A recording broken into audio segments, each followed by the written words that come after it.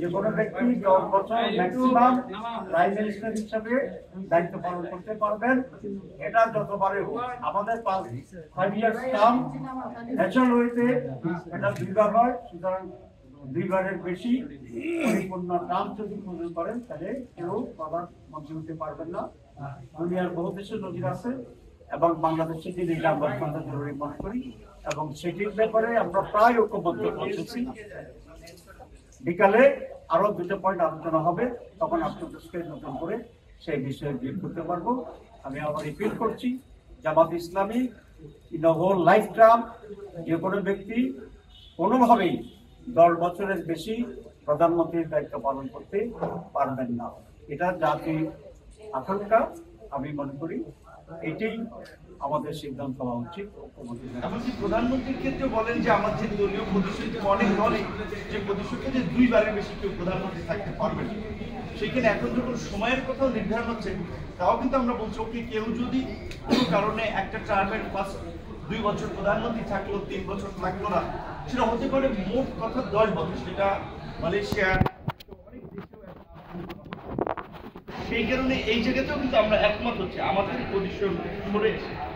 কিন্তু এখানে দেখা যাচ্ছে যে আসলে কিছু কিছু দল একেবারেই তাদের রিজিড পজিশনে আছে এবং সবচেয়ে আরো আশ্চর্যজনক বিষয় হচ্ছে এটা তো একাধিক আলোচনার পর এইখানে একটা আলোচনা হচ্ছে যেখানে সবাই নিজেদের পজিশন থেকে সরেও বৃহত্তর স্বার্থে হাউজের আলোচনা একটা ঐক্যের জায়গায়, কিন্তু দেখা যাচ্ছে তারপরেও 2-3টি দল আসলে আবার তাদের পার্টির কনফার্মেশন দিতে হচ্ছে, পার্টিতে ক্লিয়ারেন্স দিতে হচ্ছে। তাহলে তো এইখানের আলোচনা আসলে এইভাবে যদি চলতে থাকে তাহলে কেমন পর্যন্ত তো আমি দেখি না সম্ভাবনা। প্রধানমন্ত্রী সর্বোচ্চ 2বার শপথ নিতে পারবেন কিংবা দায়িত্ব পালন করতে পারবেন। অন্যদিকে নির্বাচন সংস্কার কমিশনের প্রস্তাব ছিল যে প্রধানমন্ত্রী মেয়াদ প্রধানমন্ত্রী 2 মেয়াদে দায়িত্ব পালন করতে পারবেন কিংবা তার এই প্রধানমন্ত্রী হওয়ার সুযোগ 2 মেয়াদে সীমিত করা হয়েছে।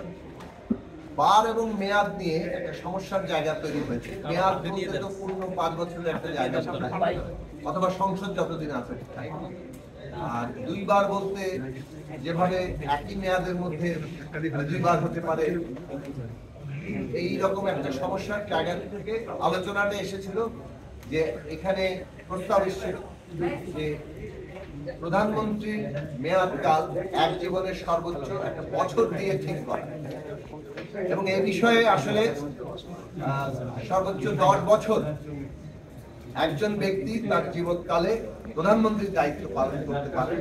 এই প্রস্তাব সর্বশেষ এসেছে।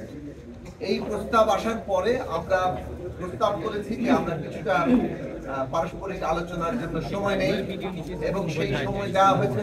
কমিশন অনুমোদন করেছেন, পরস্পর রাজনৈতিক দলগুলো আলাপ আলোচনা করেছে, এবং আলাপ আলোচনার পরে যখন আবার আলোচনা শুরু হয়েছে সেখানে অধিকাংশ রাজনৈতিক দল, 3টি দল বাদে অধিকাংশ রাজনৈতিক দল এই বিষয়ে একমত হয়েছে যে সর্বোচ্চ 10 বছর একজন ব্যক্তি তার জীবনকালে প্রধানমন্ত্রীর দায়িত্ব পালন করতে পারবেন।